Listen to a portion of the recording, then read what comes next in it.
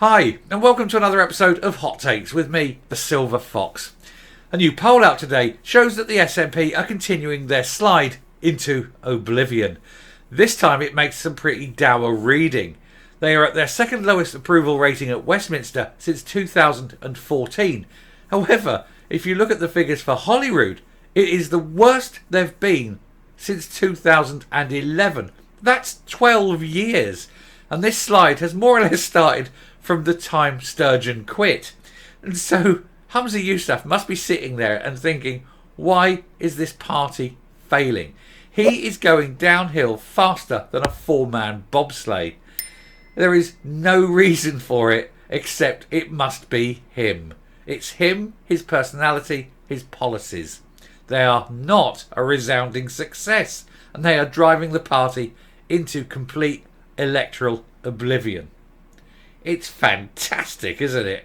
Well, we're going to take a look at this poll, see what's going on, and see what it means for Humza Yousaf personally. And I suspect there may well be meetings today, and there's certainly going to be people having conversations whispered in corridors behind the backs of others. The whispering campaign may indeed already have started. Let's have a look at this piece and see the numbers broken down. Here goes. So more poll misery for Humza Yousaf as SNP support slumps to its lowest level in 12 years. Of course, everything that's happening at the moment is just driving people away. And where they may get some organic growth, you know, people coming up, leaving school, going into the real world and thinking, I'll choose a party. They're basically not getting the younger people coming in. And the older people are sort of getting disillusioned with them because of everything they're getting wrong. One only has to look at everything. Every single aspect of policy is an utter failure, and that's because, of course, they never concentrate on the problems. They never concentrate on policy. They do everything through that lens of independence, and therefore they can't actually do the job. Anyway, Humza Yousaf has been dealt a fresh blow after it emerged the support for SNP at Holyrood had fallen to its lowest level in over 12 years. It makes for some grim reading, but not by us. The Nats also face a battle at Westminster, where the figure of 35% represents the party's second lowest figure by any pollster since October 2014. The survey conducted by Redfield Wilton also shows Mr Yousaf has a net favourability of -10, while 41% that the Scottish Government was incompetent. In a referendum, Scots would vote for the Union by a margin of 52 to 48%. It seems to be a sort of standard figure. It wavers up a percent or down a percent or whatever, but that seems to be set in stone that it is definitely pro-Union consistently.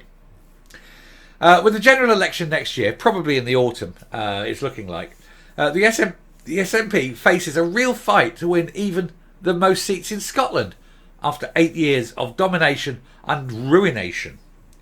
The Nats have dropped by 2 percentage points since the last Redfield and Wilton poll to 35%, while Scottish Labour has seen a boost of 4% to 32%.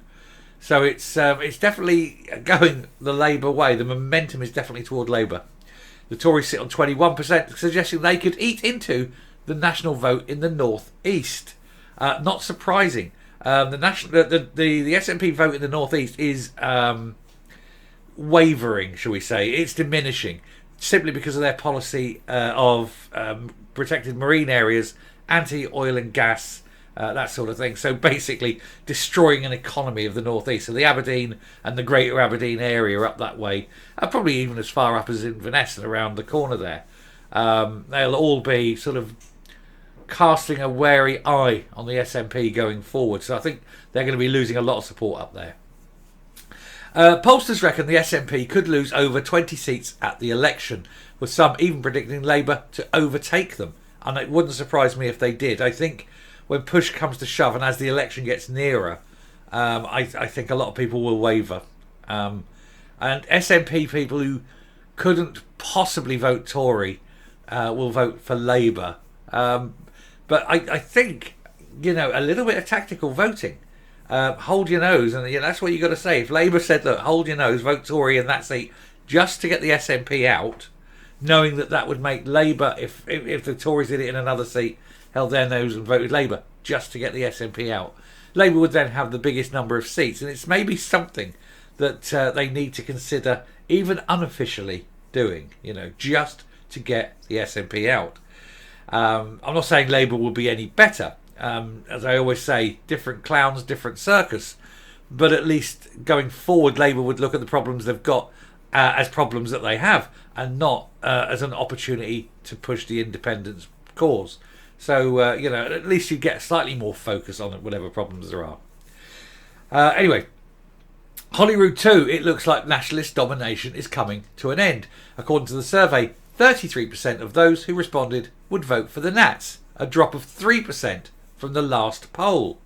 According to Redfield and Wilton, that is the lowest vote share for the party in any constituency voting intention poll publicly released by any company since March 2011.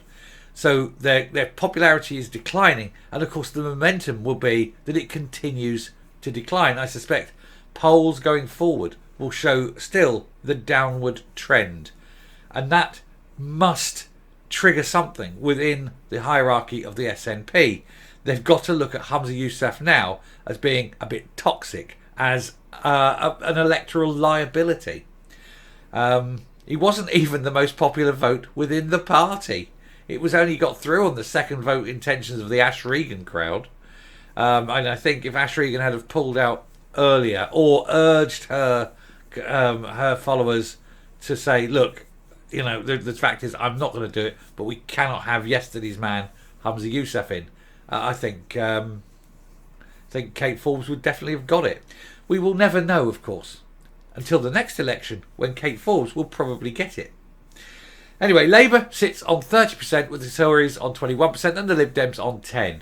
On the regional list, the SNP sits on 28%, Labour on 26%, Tories on 19%, Lib Dems 12%, and the Greens on 8%. How can 8% of Scots still vote Green after all the series of failures? They must be utterly bonkers. If anything is more stupid than a Green politician, it's a Green voter. Shadow Scottish Secretary Ian Murray said, with the SNP imploding, more and more Scots are turning to Labour to deliver the change that we need. Dozens of polls are now showing Scottish Labour winning dozens of seats from the SNP. Only Labour can kick out the Tories, tackle the cost of living crisis and revive our economy. The politics of division are the politics of yesterday.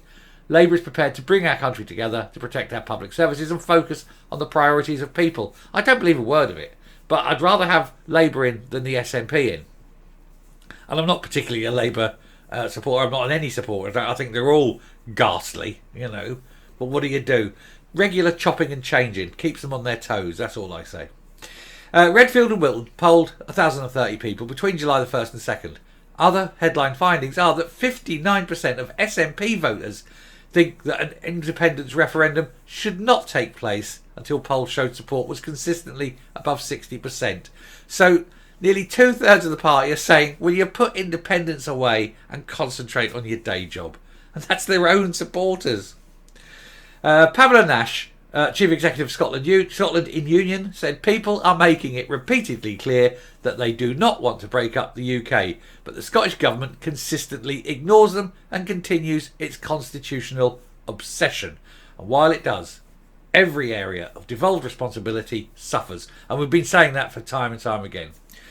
She said it's time for people's priorities, not the SNP's. Quite right too. But he can't do anything else. He is not a leader. He, of course, is a puppet who can do nothing of his own initiative.